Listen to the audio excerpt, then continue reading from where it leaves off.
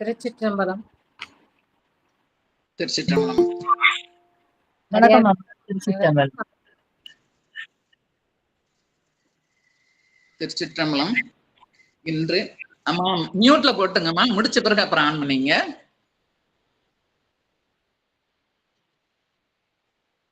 திருச்சிற்றம்பலம். இன்று பஞ்சபூத தலங்களுள் சிதம்பரம் ஆகாயத்தலம். சண்முகப்பிரியா ராகம்.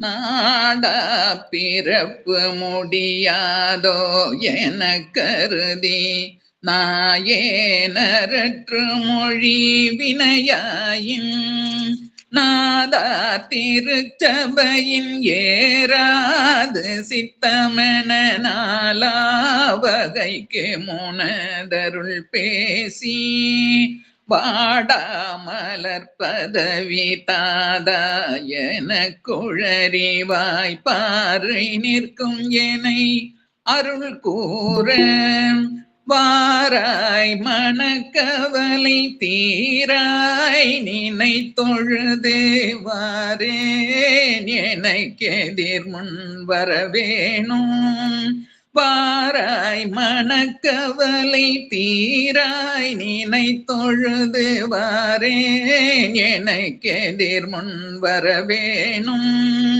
சூடாமணி பிரபை ரூபாகனத்தவரி தோலாசனத்தி உமை அருள்பாலாம் தூயா துதித்தவர்கள் நேயாய மக்கமிர்த தோழா கடப்பமலர் அணிவோனே ஏடார் குழச்சுருபி ஞானாதனத்தி மிகு மேராள் குரத்தி திரு மணவாளாம் ஈசா தனி புலிசை வாழ்வே சுரத்திரளை ஈடேற வைத்த புகழ் பெருமாளே வாராய் மனக்கவலை தீராய் நினை தொழுது வாரேன் எனக்கெதிர் முன் வரவேணும் பெருமாளே வரவேணும் பெருமாளே வரவேணும்.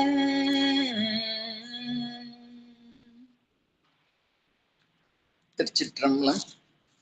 இன்று 12வது நாள் அமர்வு.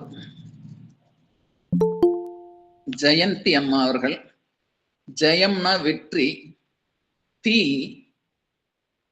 பக்கத்துல எந்த கெட்டதையும் வரவிடாது. முருகன் தீயிலேந்து தோன்றவன், அதனால அவன் பக்கத்துல எந்த கெட்டதும் அணுக முடியாது.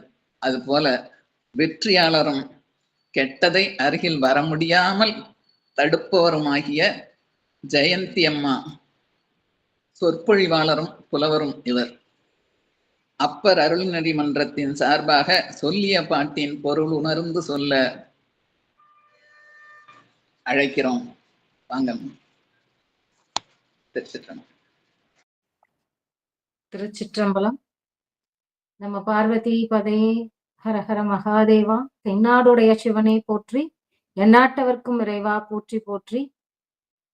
பாலும் தெளிதேனும் பாகும் பருப்பும் இவை நான்கும் கலந்துனக்கு நான் தருவேன். கோலம் செய் துங்கக் கரிமுகத்து தூமணியே, நீ எனக்கு சங்கத்தமிழ் மூன்றும் தா. திருவாக்கும் செய்கருமம் கைகூட்டும் செஞ்சொல் பெருவாக்கும் பீடும் பெருக்கும் உருவாக்கும் ஆதலால் வானோரும் ஆணைமுகத்தானை காதலால் கூப்புவர் தம் கை. சரணமென்று அடியில் விழுந்து தாழ்ந்திடும் அமரர்க்காக புறமிசை முறுவல் பூத்த புண்ணிய கடலில் தோன்றி திறமுறும் சிலம்பை மேவும் சிதம்பர கணேசன் தாளை கரமலர் குவித்து வாழ்த்தி கடையனேன் உய்ந்தவாறே. எல்லாம் உள்ள இறைவனின் திருப்பாதங்களை வணங்கி அப்பர் அருள்நெறி மன்றத்தின் மூலம் நாம் கந்தர் அலங்கார பாடல்களை தினமும் சிந்தித்துக் கொண்டிருக்கின்றோம். அந்த வகையில் இன்று கந்த சஷ்டி பெருவிழாவின் 6வது நாளான சூரசம்ஹார திருநாளில் ஜெயந்திநாதர் எனக்கும் அந்த பேரை இறைவன் கொடுத்ததுக்காக கடவுளுக்கும் மிக்க நன்றி. அந்த ஜெயந்திநாதர் இன்று சூரசம்ஹாரம் செய்ய இருக்கின்றார்.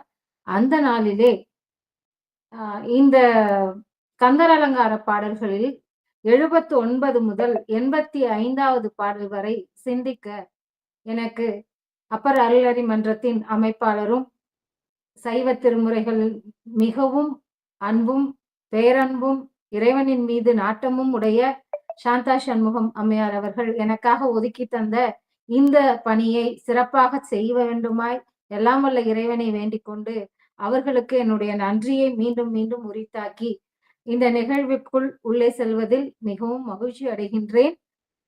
இறைவன் அன்பாய் இருப்பவர்களுக்கு ஓடோடி வருபவன் என்று பகையை கடிதல் அவனுடைய தொழில் என்றும் இன்றைய நாளில் உலக மக்களுக்கு உணர்த்தி கொண்டிருக்கின்றான். வருகின்ற யுகம் முருகனின் யுகமாக இருக்கும் என்று சொல்கின்றார்கள். சிவபெருமானும் முருகனும் வேறு வேறல்ல என்று நேற்றைய பாடல்கள் பதிவில் நம்முடைய அப்பர் அருளறி மன்றத்தில் பேசிய சகோதரி ரேவதி அவர்கள் சொல்லி சென்றார்கள்.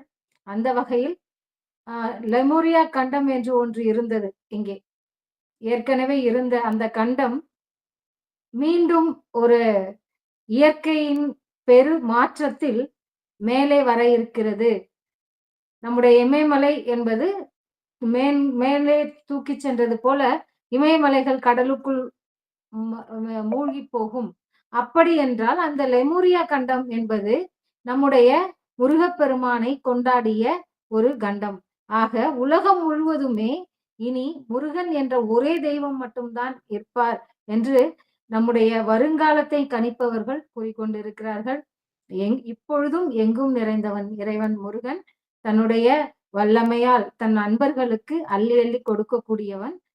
அந்த வகையில் விழிக்கு துணை திருமென்மலர் பாதங்கள், மெய்மை குன்றா மொழிக்கு துணை முருகா என்னும் நாமங்கள், முன்பு செய்த பழிக்கு துணை அவன் பன்னிரு தோளும், பயந்த தனி வழிக்கு துணை வடிவேலும் செங்கோடன் மயூரமுமே, வேலும் மயிலும் துணை ஆறுமுகம் அருளிடும் அனுதினமும் ஏறுமுகம் என்று சொல்கிறார்கள். ஆறுமுகம் ஒவ்வொரு நாளும் நம்முள் நிறைந்திருக்கிறார். ஆறுமுகமாக நிறைந்திருக்கிறார். அக்னியில் பிழம்பாக தோன்றியவர், சிவபெருமானின் நெற்றிக் கண்ணிலிருந்து தோன்றியவர். எனவே சிவன் வேறல்ல, முருகப்பெருமான் வேறல்ல. வரம் கொண்ட உமை முளைப்பால் மனம் கொண்ட செவ்வாயும், பரம் கொண்ட களிமையிலும் 12 கண் மலரும் சிரம் கொண்ட மறை இறைஞ்சும் சேவடியும், செந்தூரன் கரம் கொண்ட வேலும் எந்தன் கண்ணை விட்டு நீங்காவே. நேசம் நிறைந்த உள்ளத்தால் நீலம் நிறைந்த மணிகண்டத்து ஈசன் அடியார் பெருமையினை எல்லா உயிரும் தொழ எடுத்து தேசம் உய்ய திருத்தொண்ட தொகை முன் பணிந்த திருவாளன் வாசமலர் மென்கழல் வணங்க வந்த பிறப்பை வணங்குவோம். நம்முடைய இந்த பிறப்பு என்பதே தேவர்களுக்கும் கிடைக்காதது மனித பிறவி என்று சொல்கிறார்கள். அவர்களும் விரும்பக்கூடிய ஒரு பிறவி மனித பிறவி என்று சொல்கிறார்கள். நாம் ஏன் பிறந்தோம் என்று அடிக்கடி கேட்டுக்கொண்டிருக்கின்றோம். ஆனால் இறைவனை சிந்திக்கத்தான் பிறந்தோம் என்று இந்த நம்முடைய அப்பர் அருளறி மன்றம் தினம் தினம் நம்மை சிந்திக்க வைத்துக் கொண்டிருக்கிறார்கள். இறைவனை சிந்தித்தலும் அவனுடைய புகழை பாடுதலும் நம் வாயார பாடி மனம் முழுவதும் இறைவனை நினைத்திருக்கும் பொழுது நமக்கு வீடு பேறு என்பது ஒரு பெரிய கடினமான செயலாகவே இருக்காது என்பதை வருகின்ற பாடல்களில் காண இருக்கின்றோம். அந்த வகையில் கருணைக்கு அருணகிரி என்று சொல்வார்கள். பிறர் துன்பத்தை தன் துன்பமாக கருதி ஒவ்வொருவருக்கும் இந்த பாடல்களின் மூலம் தன் துன்பத்தில் தனக்கு இறைவன் எப்படி உதவினானோ அப்படி நீங்கள் இறைவனை அழைக்கும் பொழுது அவன் உங்களுக்கு உதவி புரிவான் என்று மிகச்சிறப்பாக இந்த பாடல்களில் கூறி சென்றுள்ளார். திருப்புகழ்ல திருச்செந்தூர் நீராடல் நம்ம ஒவ்வொரு எல்லாரும் இன்னைக்கு நீராடி இறைவனை வழிபட்டு கொண்டு இருக்கின்றார்கள். அங்கே இருப்பது மனித தலையா அப்படி கடல் அலையா இது மனித தலைகளா என்று சொல்ல முடியாத அளவுக்கு கூட்டம் அங்கே கூடிக்கொண்டிருக்கின்றது. அப்படி ஒவ்வொரு பாடலிலும் நம்ம எப்படி வெளிப்புறத்தை நீராடி ஒவ்வொரு நாளும் நம்ம தூய்மை பண்ணிக்கிறோம்.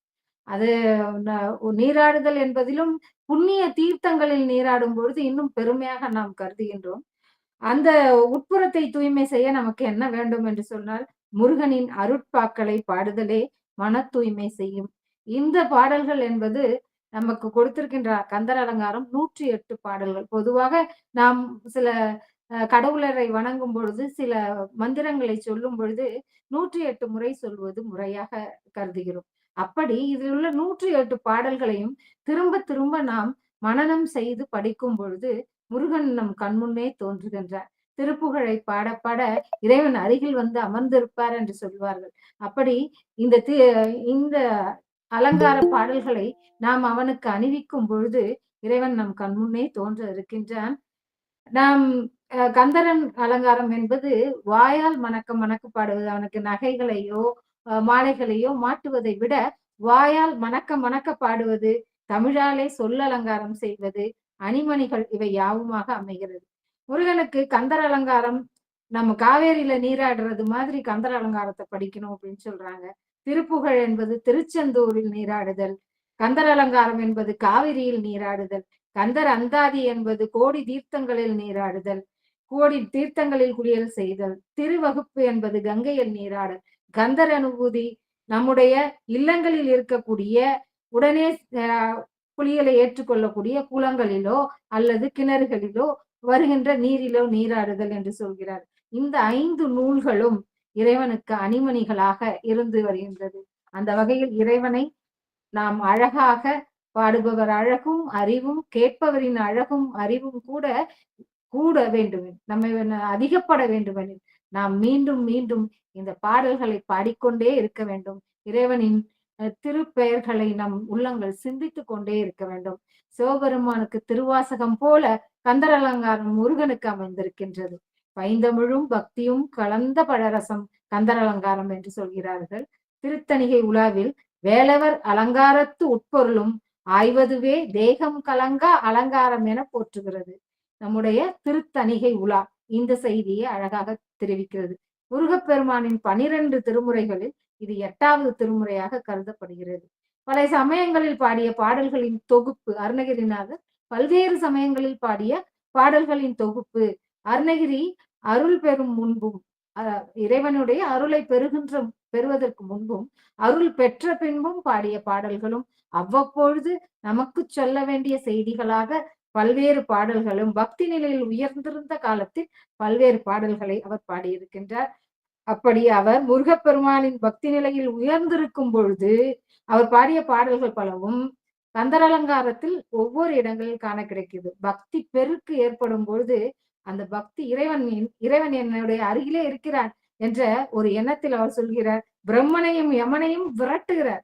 நீங்க இப்படி செய்யணும், இப்படி பண்ணணும் அப்படின்னு சொல்லி யமனுக்கே அவர் ஒரு தன்னுடைய விரட்டுதலை போல மொழிகளை கொடுக்கின்றார். நாள்களையும் கோள்களையும் வெருட்டுகிறார், பயமுறுத்துகின்றார். காமத்தை வென்றேன் என்கிறார், அயன் கையெழுத்து அழிந்தது என்கின்றார். நமக்கெல்லாம் பிரம்மா அளித்த கையெழுத்தே அழிந்து போனது என்று சொல்கிறார். முத்தமிழால் வைதாரையும் முருகன் வாழ வைப்பான் என்கின்றார்.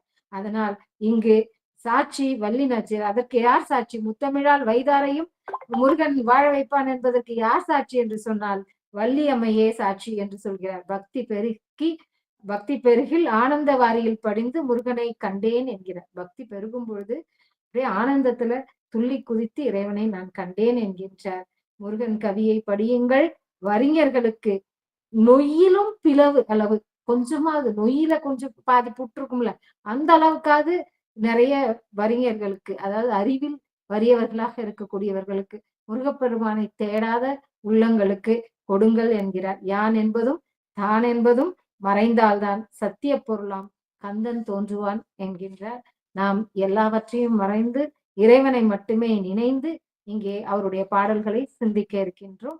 79வது பாடலாக நமக்கு அவர் அருணகிரிநாதர் கொடுத்ததில் நான் பெண்ணாசையை மறக்க வேண்டும், என்னிடம் இருக்கின்ற பெண்ணாசை போக வேண்டும் என்று கூறக்கூடிய பாடலாக இந்த 79வது பாடல் அமைந்திருக்கின்றது.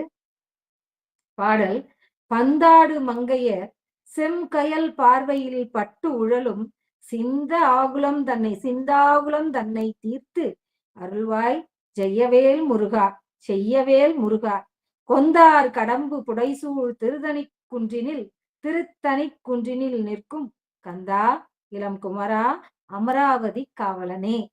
பந்தாடு மங்கையர் செங்கையர் பார்வையில் பட்டுழலும் சிந்தாகுலம் தன்னை தீர்த்தருள்வாய் செய்யவேல் முருகா கொந்தார் கடம்பு புடைசூழ் திருத்தணி குன்றினில் நிற்கும் கந்தா இளம் குமரா அமராவதி காவலனே. இந்த பந்து விளையாடும் பெண்கள் அவர்களுடைய சிவந்த கயல் மீன் போன்ற கண் நோக்கில் அவர்கள் பார்க்கிற பார்வையிலே நான் அகப்பட்டு உழல்கின்றேன். அதால என் மனோவியாகுலம், மனதில் ஏற்படக்கூடிய துன்பத்துக்கு ஒரு அளவே இல்லை. மனோவியாகுலத்திற்கு ஒரு அளவே இல்லை. நீ என்ன பண்ணு, செம்மையான வேலாயுதத்தை தாங்கிய திருமுருக பெருமானே, பூங்கொத்துகள் நிரம்பிய கடப்ப மரங்கள் சூழ்ந்திருக்கின்ற திருத்தணிகை மலை மீது நின்று கொண்டிருக்கின்ற முருகப்பெருமானே, கந்தக்கடவுளே, என்றும் அகலாத இளம் பருவத்தினை உடைய குமரக்கடவுளே. அந்த இளம் பருவம் என்பதை இந்த இடத்துல குறிப்பிடுறார். யார் எப்ப பாதிக்கப்படுவாங்க? இந்த கண்கள், சிவந்த கண்களை உடைய, அழகிய கயல்மீன் போன்ற கண்களை உடைய பெண்களால் எப்ப பாதிக்கப்படுவோம்? அந்த இளம் வயதை உடைய என் முருகப்பெருமானே, குமரக்கடவுளே, வானுலகின் தலைநகராகிய அமராவதியை காத்தருள்பவரே.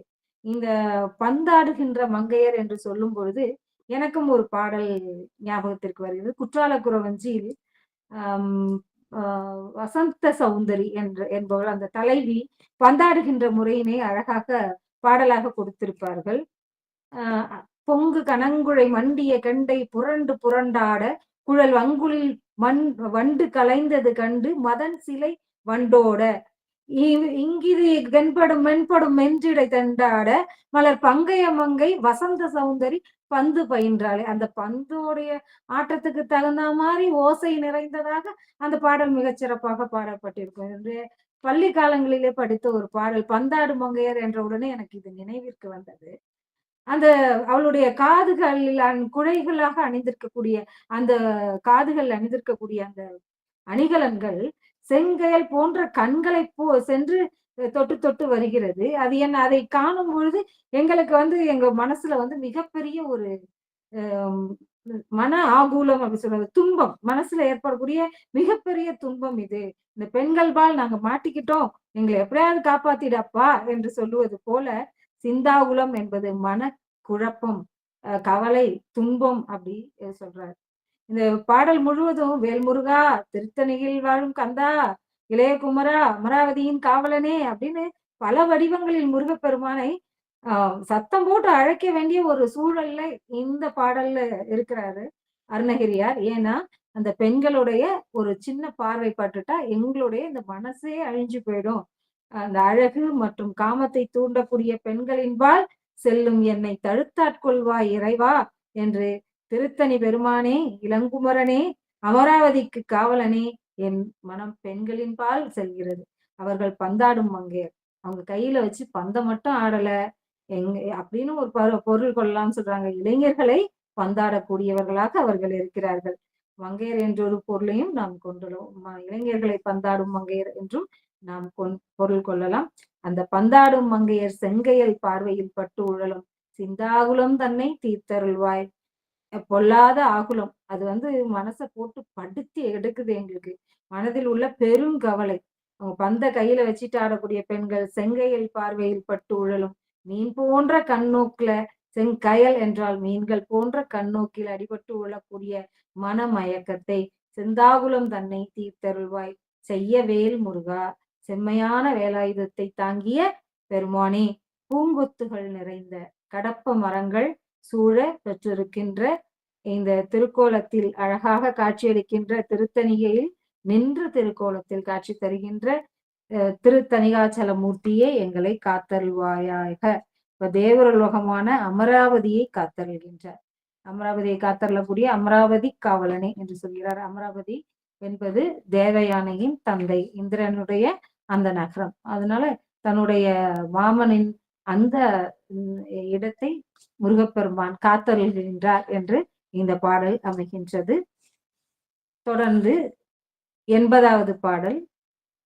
மாகத்தை முட்டி வரும் நெடும் கூற்றன் வந்தால் என் முன்னே தோகை புறவியில் தோன்றி நிற்பாய், சுத்த நித்த முத்தி தியாக பொறுப்பை திரிபுர அந்தகனை திரையம்பகனை பாகத்தில் வைக்கும் பரம கல்யாணிதன் பாலகனே என்று சொல்கின்றார்.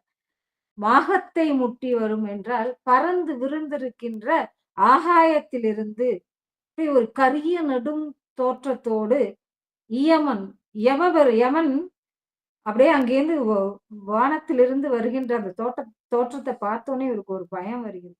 அப்படி வரும்பொழுது அவனுக்கு முன்பாக அந்த யமன் என்னை நோக்கி யம வாகனத்தில் எருமை வாகனத்தில் அவன் வந்து சேர்வதற்கு முன்பாக நீ உன்னுடைய வாகனமான மயில் மீதேறி மயில் புறவியில் என்று சொல்கிறார். மயிலே குதிரை மாதிரி ஆயிடுச்சான். மயில் புறவியில் மீதேறி தேவரீர் ஏறி வந்து அடியனுக்கு முன்பாக நின்று திரு அருள் புரிவீர். யமன் வரப்போறான், எல்லாம் பிறந்த எல்லாரும் ஒரு நாளைக்கு இறக்க போறோம் அப்படிங்கிறது நமக்கு தெரிஞ்சு போச்சு. ஆனாலும் அந்த நாளிலும் நீ எனக்கு முன்னே வந்து நிக்க வேண்டும் அப்படின்னு சொல்றார். கரிய எருமையின் மீதேறி யமன் வரும்போது கார்மாமிசை மேல் காலன் வரின் கலபத் தேர்மாமிசை வந்து எதிர்படுவாய் அப்படிங்கிற அந்த சொல் கந்தர் அனுபூதியில பாட கிடைக்கிறோம். தோகை மயில் மீதேறி வந்து அடியேனுக்கு காட்சி அளிப்பாய் அப்படின்னும் கேட்கிறாங்க. அப்ப கலாபத் தேர்மாமிசை தோகை கலாப மயில் மீதேறி வந்து அடியேனுக்கு காட்சி அளிப்பாய்.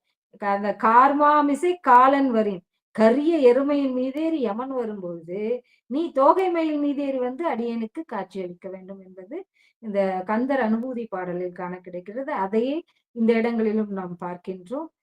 பகை கடிதல்ல சொல்லுவ ஒரு பாட்டு இருக்கும். அழகுரு மலர் முகனே, அமரர்கள் பணி முகனே, மழவுருத உடையவனே, மதினணி பெரியவனே, இழவிலர் இறையவனே, என நிறை எனதெதிரே குழகது மிளிர்மயிலே கொணர்தியும் இறைவனே. அது மயிலுகிட்ட சொல்லுவாராங்க, நீ போய் இறைவனை கூட்டிட்டு வா அப்படின்னு சொல்லி அந்த 10 பாடல்களையும் கொணர்தியும் இறைவனையே மயிலுகிட்ட சொல்லிட்டா அது முருகனை நம்ம கிட்ட கொண்டு வந்துரும் அப்படிங்கிறது இந்த பகை கடிதலில் உள்ள 10 பாடல்களிலும் இறைவனை கொண்டு வா என்று சொல்வார். அது போல இங்கே கூப்பிடுறாரு, முருகனை கூப்பிடுறாரு. மாகத்தை முட்டி வரும் நெடுங்கூற்றன் வந்தால் என் முன்னே தோகை புறவியில் தோன்றி, மிக அழகான சொல்லாக இருக்கிறது. மயில் அதற்குரிய வேகத்தோடு தான் வரும். ஆனால் இங்கே முருகன் மயில் மீதேறி வருவதும் தோகை புறவி, மயிலுமே ஒரு குதிரை மாதிரி அவ்வளவு வேகமா எனக்கு இறைவனை கொண்டு வந்துரும். ஏன்னா இந்த இடத்துல எல்லாம் இறைவன்கிட்ட கேட்கிறாங்க இல்லையா மயில்கிட்ட. அப்ப மயில் வந்து ஒரு புறவியாக மாறி இறைவனை மிக மிக வேகமாக அழைத்து வந்து யமனுக்கு முன்னாக நம் முன்னே நிற்க வைக்கும் என்ற கதியில் இறைவனை இவ்வாறு கூப்பிடுகின்றார். சுத்த நித்த முத்தி தியாக பொறுப்பை, சுத்த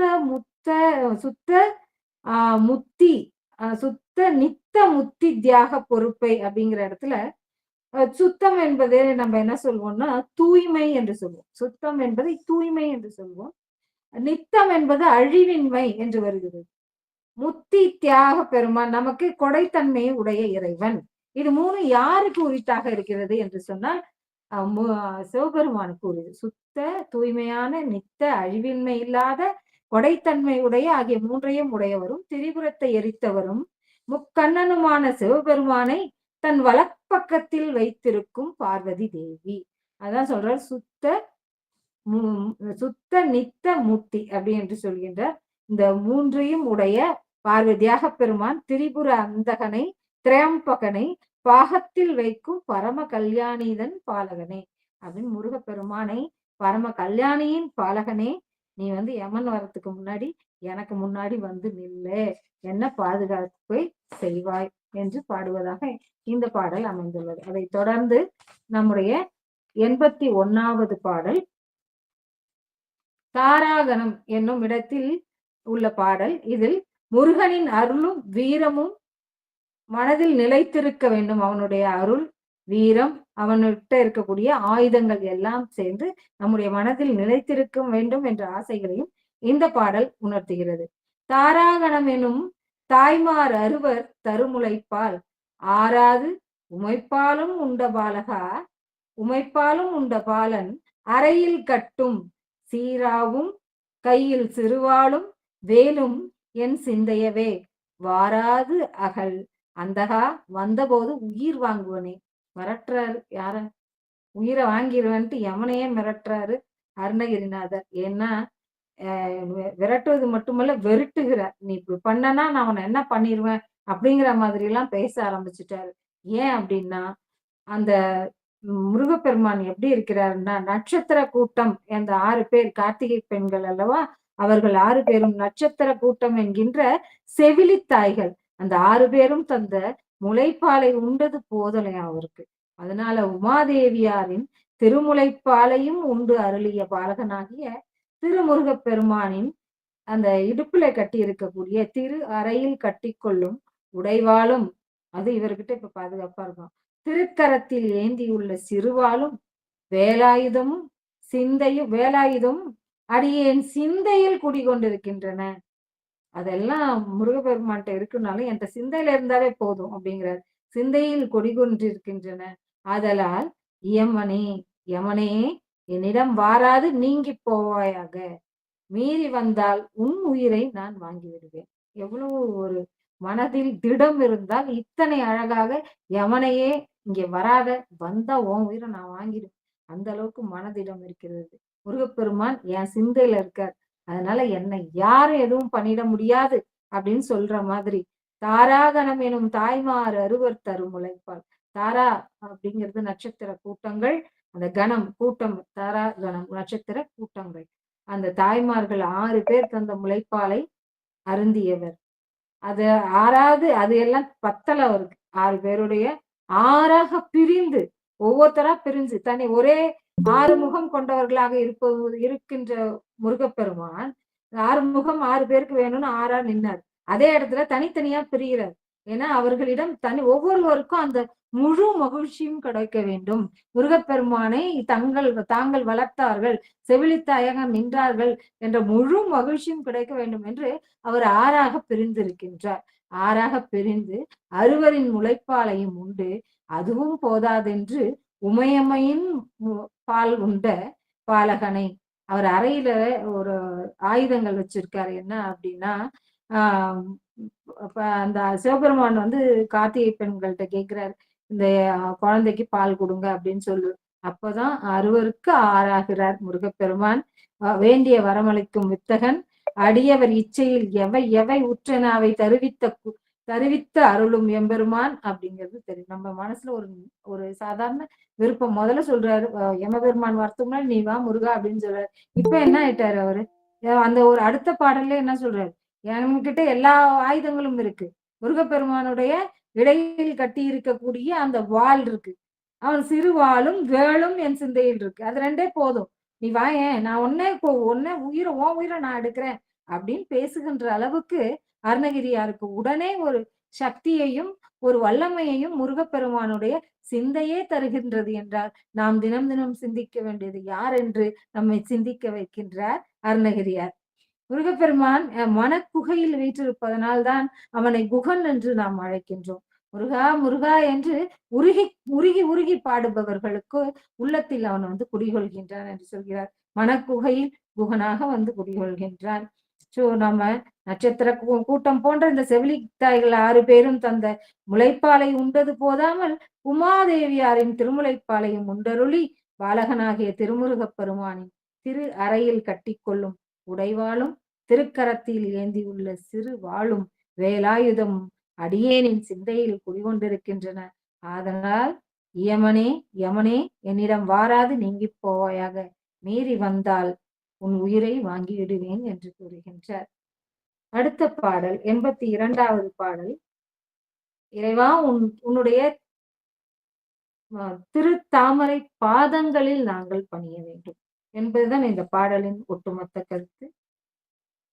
நம்ம ஒவ்வொரு இடங்களிலும் முருகப்பெருமானுடைய அந்த திருத்தால பார்க்கும்பொழுது நம்ம நிறைய சாதாரண பாடல்கள் மனசுல மகிழ்ச்சியை கொண்டு வரக்கூடிய நிறைய பாடல்களை நாம் பார்த்திருக்கோம். அடி மீது அடி வைத்து அழகான நடை வைத்து அப்படின்னு பார்ப்போம். அந்த முருகப்பெருமானுடைய இப்ப இந்த செயற்கை நுண்ணறிவு வந்த பிறகு நம்ம முருகப்பெருமான பல்வேறு வடிவங்கள்ல எப்படி எல்லாம் நினைக்கிறோமோ அவர் அடி மீது அடி வைத்து நம்ம நாமள கற்பனையே பண்ண விடாம நிறைய பேர் தன்னுடைய கற்பனைகள்ல எப்படியெல்லாம் முருகப்பெருமான பார்க்கணும்னு நினைக்கிறாங்களோ அப்படியெல்லாம் கொண்டு வந்துட முடியுது இந்த செயற்கை நுண்ணறிவு.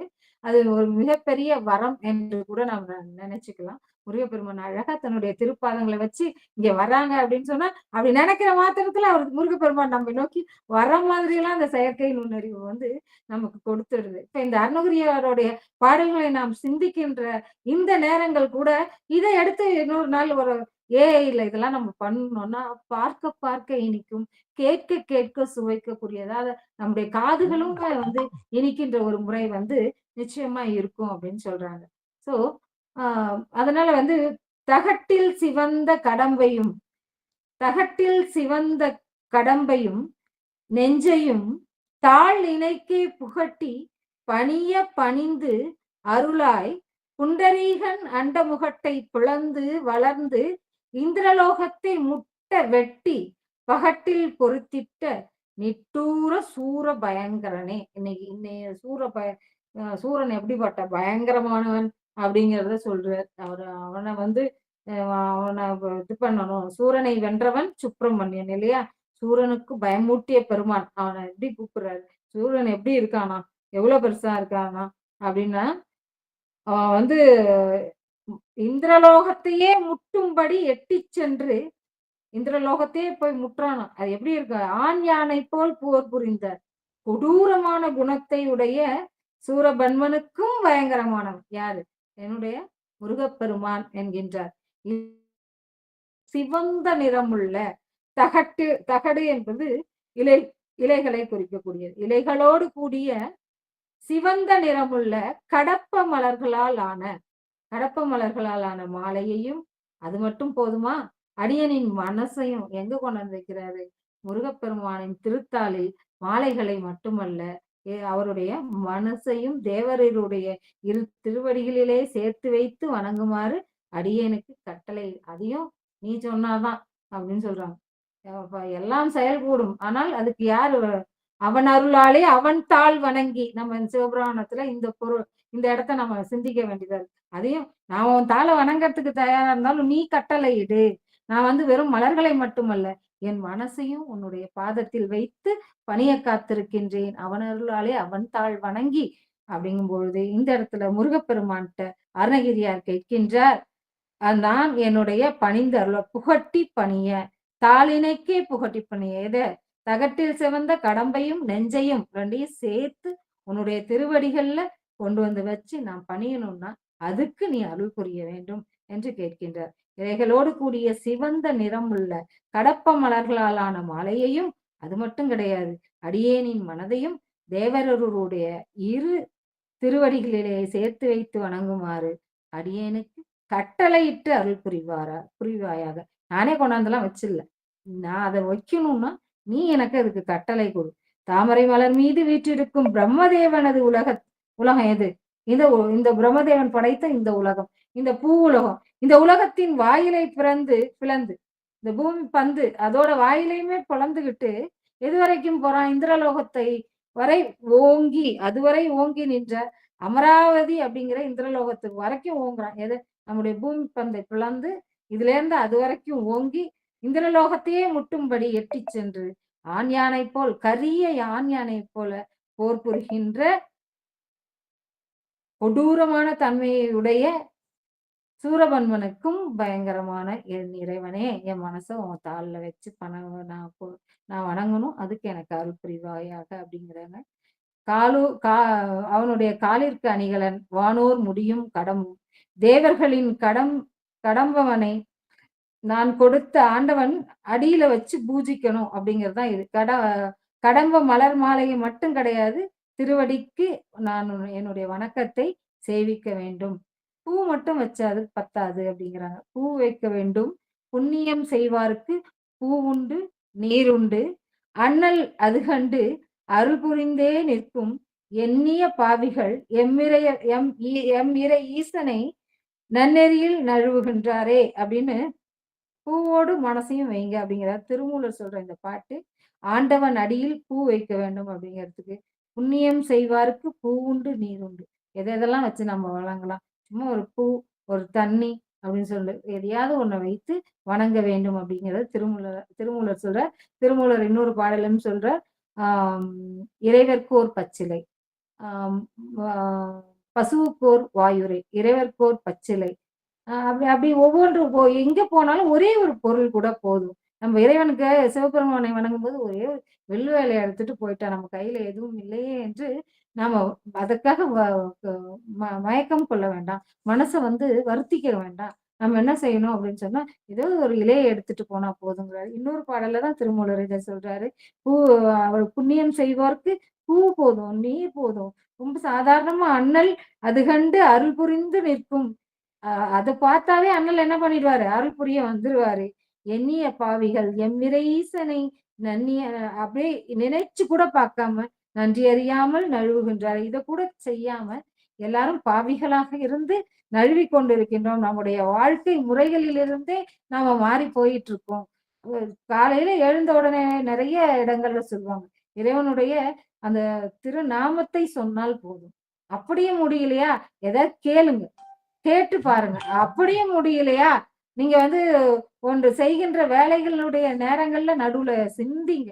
சிந்திக்கவும் முடியலையா? அப்புறம் ஒரு கதையை கூட நமக்கு அ சொல்லியிருப்பாங்க. அ ஒரு நெசவாளி தன்னுடைய வேலைகளை சிறப்பாக செய்து கொண்டிருக்கின்றார். அது அவருடைய வீட்டுக்கு எதிர்ல ஒரு பானை முனைவு அந்த மண்பானம் செய்பவர் இருக்கின்றார். அவன் இப்ப ரொம்ப கஷ்டமா வருது அப்படின்னு சொல்லிட்டு, ஒரு நெசவாளி தன்னுடைய கஷ்டத்தை போக்கிக் கொள்வதற்காக ஒரு சிவபெருமானுடைய அந்த சிவனாரை துதிக்கக்கூடிய ஒருவர்ட்ட போய் நான் கேட்கிறேன். நான் என்ன பண்ணட்டும்? என்னால முடியல அப்படிங்கும் பொழுது, நீ தினமும் சிவபெருமான வணங்கிட்டு உன்னுடைய வேலைய செய் சிறப்பா இருக்கும். என்னால முடியாது. ஒரு 2 துதிகள பாடு. என்னால முடியாது. சரி துந்நூறு பூசிக்கிட்டாவது திருநூறை பூசிக்கிட்டாவது சாப்பிடு. அதுவும் என்னால முடியாது. சரி எதுவுமே முடியலனாலும் திருநீறு பூசியவர்களை பார்க்கவாது செய் அப்படின்னு சொல்றாரு. உடனே இவருக்கு ஞாபகம் வருது. எதிர் வீட்ல இருக்கக்கூடிய அந்த பாண்டங்கள் செய்யக்கூடிய அந்த குயவன் நிச்சயமா திருநீரை பூசியிருப்பார். அவர்கிட்ட நம்ம கேட்டுக்கலாம், பார்த்துக்கலாம், அவர பார்த்துக்கலாம் அப்படின்னு நினைச்சுட்டு தினமும் போய் பார்த்துட்டு சாப்பிட்டுட்டு இருக்காரு. ஒரு நாளைக்கு குயவர் அதிகாலையிலே எழுந்து மண்பாண்டங்கள் செய்வதற்கு தேவையான மண்ணை தோண்டுவதற்காக சென்று விட்டார். ஆனா இவரு தேடி பார்க்குறாரு. நெசவுக்கு வேற நேரம் ஆகுது. என்ன பண்ண முடியலன்னு சொல்லிட்டு நேரா கிளம்பி போய் என்ன பண்றாரு, இவரு எங்க போயிருக்காருன்னு கேட்குறாங்க. ஒரு மண் எடுக்க போயிருக்கார். சரி இவரு அவரை தேடி போகின்றார். மண் எடுக்க போன இடத்துல அவருக்கு ஒரு புதையல் கிடைக்கிறது. அது யாருக்கும் தெரிவிக்காம தானே மறைச்சு வச்சுக்கணும்னு நினைக்கிறாரு. இவர் நேரா போய் அவர் மண் தோண்டிய இடத்துல கீழ குழியில இருக்கக்கூடிய அவரை மேலிருந்து பார்த்து விட்டேன். அவரு திருநீறு பூசிய அந்த திருமுகத்தை பார்த்து விட்டேன் என்று கத்திக்கொண்டே வீட்டுக்கு ஓடி தன்னுடைய தொழிலை செய்ய ஆரம்பிக்கிறார். ஆனால் குயவனுக்குள்ள மனசுக்குள்ள பயம் வந்துச்சு. ஆகா! இவன் நம்ம இந்த எடுத்த இந்த அ அ பொற்கலசத்தை இவன் பார்த்துட்டான் போல இருக்கு. அப்படின்னு சொல்லிட்டு புதையலை பார்த்து விட்டான் என்று வேகமாக ஓடி நீ பார்த்தத எங்கேயும் வெளியில சொல்லாத. நான் உனக்கு தேவையான எனக்கிட்ட கிடைச்சத 2ஆ பிரிச்சு உனக்கு குடுக்குறேன் அப்படின்னு சொல்லி குடுக்குறாரு.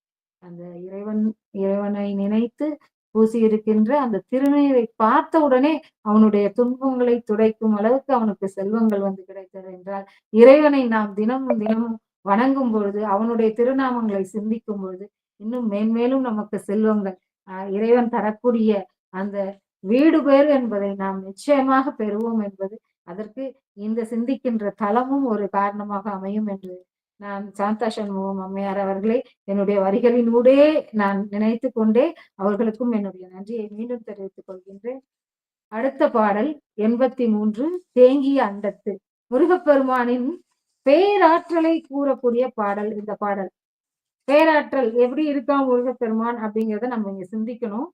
தேங்கிய அண்டத்து இமையோர் சிறைவிட சிற்றடிக்கே பூங்கழல் கட்டும் பெருமாள் கலாபப் புரவிமிசை தாங்கி நடப்ப முறிந்தது சூரன் தளம் தனிவேல் வாங்கி அனுப்பிட குன்றங்கள் 8ம் வழிவிட்டனவே.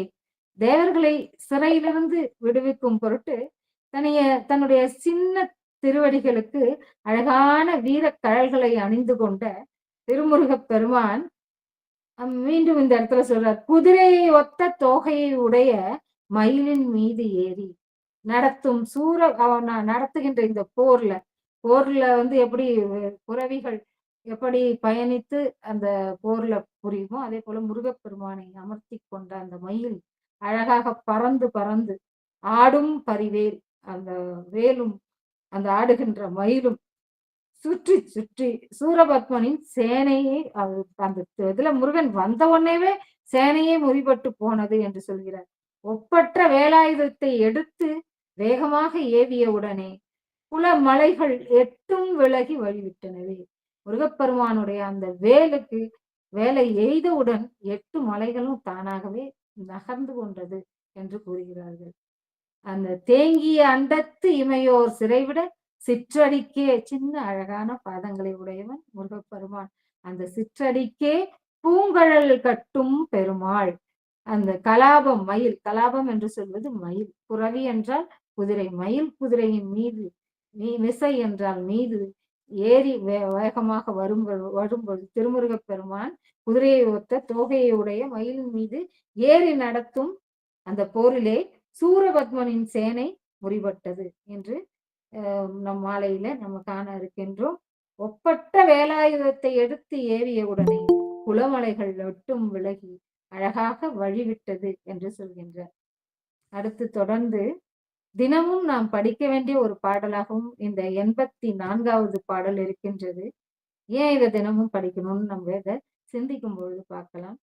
மைவரும் கண்டத்தர், மைவரும் கண்டத்தர், மைந்த அகந்தாவென்று, மைந்த அகந்தா என்று எடுத்து நம்ம கந்தா என்று பிரித்து பொருள் கொள்ள வேண்டும். மைவரும் கண்டத்தர் மைந்தா கந்தா என்று வாழ்த்தும் இந்த கைவரும் தொண்டு அன்றி மற்ற அறியேன். கற்ற கல்வியும் போய் பைவரும் கேளும் பதியும் கதற பழகி நிற்கும் ஐவரும் கைவிட்டு மெய்விடும் போது உன் அடைக்கலமே. அந்த உலகத்தை காக்கும் பொருட்டு ஆழகால விஷம் உண்ட கண்டன். உலகத்தை காக்கிறதுக்காக இறைவன் சிவபெருமான் தன்னுடைய விஷத்தை பருகி தன்னுடைய கண்டத்திலே நிறுத்தி கொண்டான். கரிய நீல நிறமாகிய கழுத்தை உடைய சிவபெருமானது திருமைந்தன். நீ என்னை காக்கிறதுக்காக என்ன வரணும்? உன்னுடைய சிவபெருமான் இந்த உலகத்தை காப்பது அப்பன் இந்த உலகத்தை காப்பாற்றுறதுக்காக தன்னுடைய விஷத்தை அப்படியே பருகி தன்னுடைய கண்டத்துல நிறுத்தினார். அவருடைய மைந்தனை கந்தா, நீ என்ன பண்ணணும்? நான் உன்னை வாழ்த்துறதை தவிர வேற தொழிலே எனக்கு தெரியாது. அப்படி இருக்கிற எனக்கு நான் கற்ற கல்வியும் போயிடும், துன்பம் ஒரு சுற்றத்தினரும் ஊராரும் ஓலமிட்டு அழுவாங்க நான் போயிட்டேன்னா. அடியேன் நன்றாக பழகியுள்ள ஐம்பொறிகளும் என்னை கைவிட்டு செல்ல, அடியேன் உயிரும் உடலை விட்டு போகும் காலத்து நான் யாரு அடைக்கலமா வரும்? தேவரீரின் அடைக்கலமே ஆவேன். எம்பெருமானே நீயே அடைக்கலாம். நான் உன்னை நினைக்கிறது, சிந்திக்கிறது, உன்னை படிக்கிறது தவிர, உன்னை மனசுல வச்சிருக்கிறத தவிர வேற எந்த சிந்தனையுமே எனக்கு இல்லை. உன் பெருமையை பேசுவதன்றி ஒன்றையும் அறியேன். எனக்கு எதுவுமே தெரியாது. ஒரேடியா சரணாகதி அப்படிங்கிறது இதுதான். எனக்கு எதுவுமே தெரியாது. என்னுடைய கடைசி காலத்துல என்னை பின்னாடி இருக்கக்கூடிய எல்லாம் வீடு பேரு அப்படிங்கிறது ஒன்று நான் அடைய வேண்டும் என்றால் அதற்கு எம்பெருமானே உன்னுடைய திருவடிகளே எனக்கு அடைக்கலாம். நீயே என் அடைக்கலாம். உன் பெருமையை பேசுவதை தவிர வேற எதுவுமே தெரியல அப்படின்னு சொல்றாரு. மைவரும் கண்டத்தார் மைந்த கந்தா என்று வாழ்த்தும் இந்த கைவரும் தொண்டு அன்றி, உன்னை வழிபடுகின்ற, கையை கூப்பி வணங்குகின்ற தொழில் அன்றி மற்ற அறியேன், ஒன்னும் தெரியாது. கற்ற கல்வியும் போய், என்னுடைய கடைசி காலத்துல நான் படிச்ச படிப்பும் போய், பை வரும், பை என்றால் துன்பம், துன்பம் வரும், கேளும் பதியும் கதற பழகி நிற்கும் ஐவரும் கைவிட்டு மெய் விடும் போது உன் அடைக்கலமே. என்னுடைய மெய், இந்த உடலை விட்டு நான் வெளியில வரப்போறேன். மெய்யையும் விட்டுட்டேன், எல்லாமே போச்சு. ஆனா எனக்கு யார் அடைக்கலம்? என்னுடைய ஆவிக்கு அடைக்கலமா? இறைவா, உன்னுடைய திருவடிகளில் என்னை வைத்துக் கொள்ள வேண்டும் என்று வருந்தி தன்னை அப்படியே ஒரு மாதிரி, இதுக்கு மேல எதுவுமே இல்லப்பா, எனக்கு ஒன்னை தவிர வேற எதுவுமே கிடையாது என்று முழு சரணாகதியாக அடையக்கூடிய இந்த பாடலை நாம சிந்திச்சுக்கிட்டே இருக்கும்போது இறைவன் தன்னுடைய திருப்பாதங்களில் நம்மை அடைக்கலமாக கொள்வான் என்றுதான் இந்த பாடலை நான் தினமும் சிந்திக்க வேண்டும் என்று சொல்கின்றேன். இந்த 85வது பாடலில் யோகிகளுக்குமே ஒரு உபதேசம் கொடுக்கின்றார் அருணகிரிநாதர். நீங்க எல்லாம் யோகிகள் என்பவர்கள் இறைவனை அடைவதற்காக பல்வேறு நிலைகளில் தங்களை தயார்படுத்திக்கிறாங்க. ஒவ்வொரு விடயமா தங்களை தயார்படுத்திக்கிறாங்க. அதுக்கு மிக கடினமான விஷயங்களை அவங்க செஞ்சுட்டு இருக்காங்க. உடலையும் மனதையும் எல்லாத்தையும் அடக்குதல், உடலை வருத்துதல், உணவு எல்லாம் சாப்பிடாம இருக்குதல், இந்த மாதிரி நிறைய விஷயங்களை செய்யறாங்க. ஏன் இவ்வளவு நீங்க கஷ்டப்படுறீங்க அப்படின்னு இந்த பாடல்ல கேட்கின்றார். அவர் எப்படி இறைவன் ரொம்ப எளிமையானவன். இறைவனை சென்று அடைதல் என்பது மிக மிக எளிமையான ஒரு செயல். நீங்க எல்லாம் யோகிகள்லாம் இருந்து ஏன் இவ்வளவு கஷ்டப்படணும்? அப்படி ஒண்ணுமே தேவையில்லையே அப்படின்னு சொல்றாரு. காட்டில் குறத்தி பிரான் பதத்தே கருத்தை புகட்டின். வீட்டில் புகுதன் மிக எளிதே. காட்டுல இருக்கிற அந்த புறத்தியுடைய கணவனாகிய முருகப்பெருமானை நாம் அணைந்து கொண்டால் வீட்டில் புகுதல், நம்ம வீட்டுக்குள்ள போகுதல்ல இல்ல, வீடு பேராகி அந்த நிலையை நாம் அடைதல் எளிதே. விழி நாசி வைத்து மூட்டி கபால மூலாதார நேர் அண்ட மூச்சை உள்ளே ஓட்டி பிடித்து எங்கும் ஓடாமல் சாதிக்கும் யோகிகளை.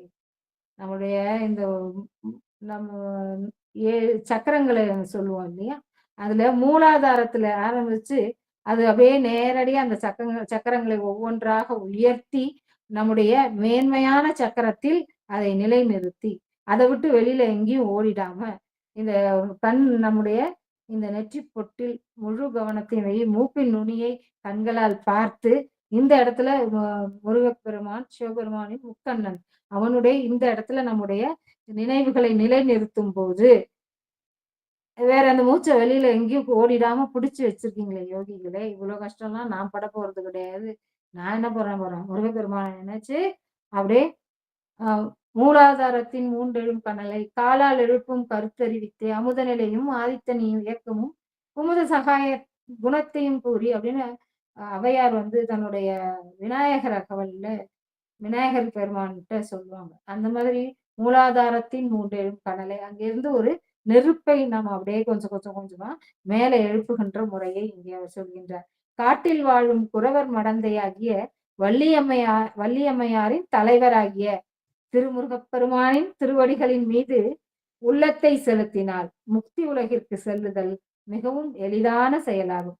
அப்படி செய்யாம கண் பார்வை மூக்கின் நுனியில் வைத்து கபாலத்திற்கும் மூலாதாரத்திற்கும் நேரே பொருந்துமாறு சுவாசத்தை இழுத்து பிடித்து அந்த பிராணவாயு வேறு எங்கும் போய்விடாமல் பிடித்து வைக்கும் சாதனையை புரியும் யோகிகளே.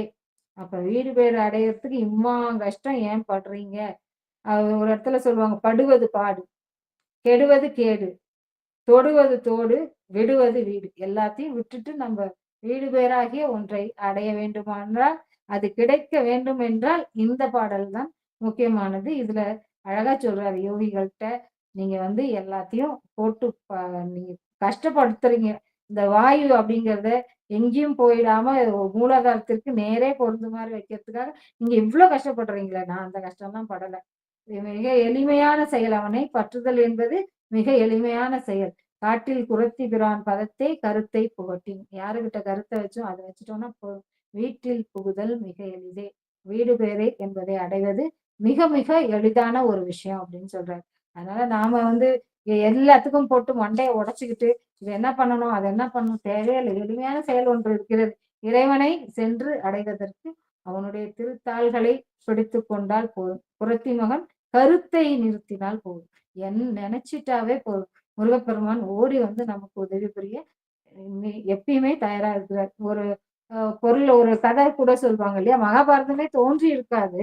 ஏன் தோன்றல அப்படின்னு சொன்னா, கிருஷ்ண பரமாத்மா அந்த இத சதுரங்க சூதாடுகின்ற பொழுது துரியோதனனுக்கு தனக்கு இது சூதாடுதல் வராதுன்னு தெரிஞ்சுட்டு தன்னுடைய மாமனை கூப்பிடுறான். ஆனா துரியோதனன் அதை சாரி நம்முடைய யுதிஷ்டர் அதை என்ன பண்றாரு, தன்னுடைய மாமனை கூப்பிடணும்னு நினைக்கல.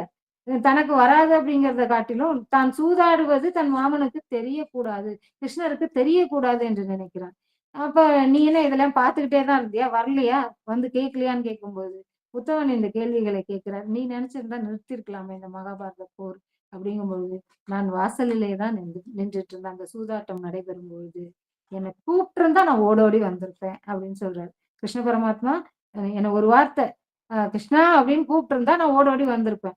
திரௌபதியும் ரொம்ப போராடிய பின் கடைசியா கிருஷ்ணா அப்படின்னு சொல்லும் பொழுது எப்படி அந்த சேலைகளை தந்து அவளை காப்பாற்றினானோ, அவளுடைய மானத்தை காப்பாற்றினானோ, அதே போல நம்முடைய யுதிஷ்டிரர் தர்மன் என்னை ஒரு வார்த்தை கிருஷ்ணா நீயே வந்து என்னை காப்பாத்துன்னு என்கிட்ட அடைக்கலம் புகுந்திருந்தா இந்த போருக்கு வேலையே இல்லைன்னு சொல்லுவோம். அப்படிதான் இறைவனுடைய திருத்தாள்களை நாம் அடைக்கலம் என்று எடுத்துக்கொள்ளும் பொழுது நமக்கு ஒரு பிறவி பிறவி பேற்றை அடைந்து விடுவோம். நாம் பெற்றிருக்கின்ற இந்த பிறவி எதற்காக கிடைத்தது என்று சொன்னால் நிறைய இறைவனை சிந்திக்கக்கூடிய சிவபெருமானை சிந்திக்கக்கூடிய பாடல்கள் தேவர்களுக்கும் கிடைக்காத அரிய பிறவி. அரிது அரிது மானிடராக பிறத்தல் அரிது என்று சொல்கின்றார் ஔவையார். நாம பிறந்திருக்கிறதே எதுக்கு அப்படின்னா இறைவனை சிந்திக்கிறதுக்கு தான். அந்த வேலையை தினமும் ஒழுங்கா முறையா நாம செஞ்சுட்டு வரும் பொழுது நம்முடைய எண்ணங்கள் இறைவனின் மீது ஒன்றும் பொழுது நமக்கு நம்மை சுற்றி இருக்கின்ற என்ன ஆரம்பிக்கும் பொழுதே வந்து தீமைகள் அணுகா அப்படின்னு அம்மா அவர்கள் எனக்கு ஒரு முகப்புரை சொல்றாங்க. உண்மையாவே எனக்கு மெய் சிலிர்த்து போனேன் அந்த வார்த்தையை கேட்டபோது. ஜெயந்திநாதரும் அதேதான். நம்ம கிட்ட தீமை அணுகக்கூடாது என்று எண்ணுபவன் இந்த முருகப்பெருமான். திருச்செந்தூரிலே வாழ்கின்ற அந்த முருகப்பெருமானுடைய திருவடிகளை நாம வந்து நம்முடைய மனம், மொழி, மெய் அத்தனையும் ஒன்றுபடுத்தி வேண்டிக் கொள்ள வேண்டும் என்றுதான் இந்த நாளை இறைவன் எனக்காக தேர்ந்தெடுத்து கொண்டான் என்று கூட தேர்ந்தெடுத்து கொடுத்தான் என்று இந்த 27ஆம் தேதி அப்படிங்கும்போது இன்று 11 மணி அளவுல நான் இன்னைக்கு பேசிக்கிட்டு இருக்கேன். ஆனா நான் பள்ளிக்கு செல்ல வேண்டியவர். ஆனாலும் இறைவனை சிந்திக்கின்ற இந்த நாளில் அந்த பள்ளிக்கு போகின்ற பொறுப்பை கூட ஒரு நாள் விடுப்பு எடுத்துக்கொண்டு நான் பேசிக் கொண்டிருக்கிறேன். உண்மையாகவே சொல்லணும்னா இதெல்லாம் கிடைக்காத வாய்ப்புகள். நம்ம இறைவனை சிந்திக்கிறதுக்கு அதான் அவன் அருளாலே தான் அவன் தாளை வணங்க முடியும். அந்த வகையில் இன்னைக்கு எனக்காக இந்த வாய்ப்பை நல்கிய சாந்தா சண்முகம் அம்மையார் அவர்களுக்கும் எனக்கு இந்த வாய்ப்பை கூட்டி என்னுடைய கையில் தந்து நீ நல்லா பேசிட்டு வரணும்னு என்னை வாழ்த்திய என்னுடைய முருகப்பெருமானின் திருவடிகளையும் வணங்கி நான் மிக மிக மகிழ்வாக இருக்கின்றேன். நாம இன்னைக்கு சூரசம்ஹார நாள்ல நிறைய பேர் விரதம் இருந்து இறைவனை வந்து அத்தனை விஷயங்களையும் கட்டுப்படுத்தி இது வந்து தொடர்ந்து நம்ம கொஞ்சம் கொஞ்சமா செஞ்சுக்கிட்டே வந்தோம் அப்படின்னா வீடு பேரு என்பது ஒரு மிகப்பெரிய விஷயமே இல்லை அப்படிங்கிறதுதான். எல்லாவற்றையும் எளிதாக எடுத்துக்கொள்கின்ற தன்மையை முருகப்பெருமான் கொடுத்திருக்கின்றார். பொதுவாக சொல்லுவாங்க முருகப்பெருமான் என்றால் சோதிக்கும் தெய்வம் என்று சொல்வார்கள். அவர் நம்மை சாதிக்க வைக்கும் தெய்வமும் முருகப்பெருமான் தான். சோதனை மட்டுமல்ல, சோதனைகள் வரும்போதுதான் நாம் சாதனைகளை நோக்கியே திரும்புகின்றோம். அதனால சோதிக்கும் முருகப்பெருமான் அல்ல, அவர் சாதனையை நோக்கி நம்மை அழைத்து செல்லும் முருகப்பெருமான். அவனுடைய திருவடிகளை பற்றுங்கள், அவருடைய பாடல்களை சிந்தியுங்கள். சிவம் வேறு முருகன் வேறு அல்ல. அவனுடைய நெற்றி கனலிலிருந்து தோன்றியவன். அப்பனை பாடியவாயால் சுப்பனை பாடுவேனோ என்று பாடியவரையும் மீண்டும் தன்னை பாட வைத்தவன் நம்முடைய சுப்பிரமணியன். அதனால் தண்டாயுதபாணி நமக்காகத்தான் இத்தனை ஆயுதங்களையும் ஏந்தி கொண்டு இருக்கின்றார் என்று ஒவ்வொரு பாடல்களிலும் அருணகிரியாரும் சொல்லுகின்றார். நாம் சிந்திப்பதெல்லாம் இறைவனின் திருநாமங்களை, நான் பேசுவதெல்லாம் இறைவனுடைய அந்த திருநாமங்களை தான் நான் உச்சரிப்பேன் என்று நீங்க வெளியில கூட சொல்ல வேண்டாம். சும்மா இருக்கிறப்பெல்லாம் முருகா முருகா முருகான்னு மனசுல சொல்லிட்டே இருங்க. ஒரு முடிஞ்சா ஒரு 108 முறை எழுதுங்க. நம்ம எழுதுற பயிற்சி கூட குறைஞ்சு போயிடுது. முருகா முருகான்னு எழுதுங்க. முருகன் துணைன்னு எழுதுங்க. நமசிவாயன்னு எழுதுங்க. இறைவனுடைய திருநாமங்களை சிந்திச்சுக்கிட்டே இருக்கணும். அதுல எத்தனை திருநாமங்கள் இருக்கிறது? கந்தா, கடம்பா, கார்த்திகேயா, குகா, முருகா அப்படி சொல்லிக்கிட்டே போகலாம். கிருபாகரா அந்த நாமங்களை சொல்லி பாருங்களேன். ஒவ்வொரு தமிழ் போல நம்ம வந்து முருகன் என்றால் அழகு, முருகு என்றால் அழகு, அவனே தமிழ், அவனை வணங்கறதுக்கு இத்தனை வார்த்தைகள் இருக்கு அப்படிங்கிற போது அதை எடுத்து எடுத்து ஏன் நாம் சிந்தித்துக் கொண்டே இருக்கக்கூடாது? இன்னைக்கு ஒரு 2 சொல், இன்னைக்கு ஒரு பாடல், அது ஒரு பூ மாதிரி எடுத்து எடுத்து வைங்களேன். அது முருகனுடைய பாதத்தில் ஒரே ஒரு பேரை மட்டும் திருப்பி திருப்பி சொல்லுங்களேன். சரவண பவா அப்படின்னு சொல்லுவாங்க. அந்த மாதிரி ஒரு பெயர் திருநாமத்தை இன்னைக்கு முழுவதும் இன்னைக்கு முருகனை குறித்து நான் நினைச்சிட்டே இருப்பேன் அப்படின்னு சிந்தியுங்கள். இது மாதிரி நிறைய பாடல்கள் இருக்கு. அந்த பாடல்கள் குறித்து கேளுங்கள். உங்க மனசை இறைவனுடைய திருவடிகளில் செலுத்துங்கள். மீண்டும் மீண்டும் அவனுடைய திருவடிகளே நமக்கு கதி. அதனால இந்த தமிழுக்கு கதி 2 சொல்லுவாங்க. கம்பராமாயணமும் திருக்குறளும் கதி என்ற அந்த 2 சொல்லும் கம்பன் ராமாயணத்திலிருந்து முதல் காவ எடுத்து திருக்குறளிலிருந்து முதல் தீயை எடுத்து கதி என்று சொல்லுவார்கள். அப்படி நமக்கு கதி, தமிழுக்கு கதி வந்து கம்பராமாயணமும் திருக்குறளுமாக இருக்கலாம். ஆனால் நமக்கு கதி இறைவனுடைய திருவடிகளே. அது சிவபெருமானுடைய திருவடிகளாயினும் முருகப்பெருமானின் திருவடிகளாயினும் இரண்டும் வெவ்வேறல்ல. எதை பிடித்தாலும் நாம் வீடு பெற்றை கட்டாயம் சென்று சிவ குடும்பத்தின் அருகிலே நாம் வீற்றிருப்போம் என்று கூறி இந்த வாய்ப்புக்கு மீண்டும் ஒருமுறை என்னுடைய நன்றியறிதலை தெரிவித்துக் கொண்டு நன்றிகள் அம்மா, வாழ்த்துக்கள், நன்றிகள்.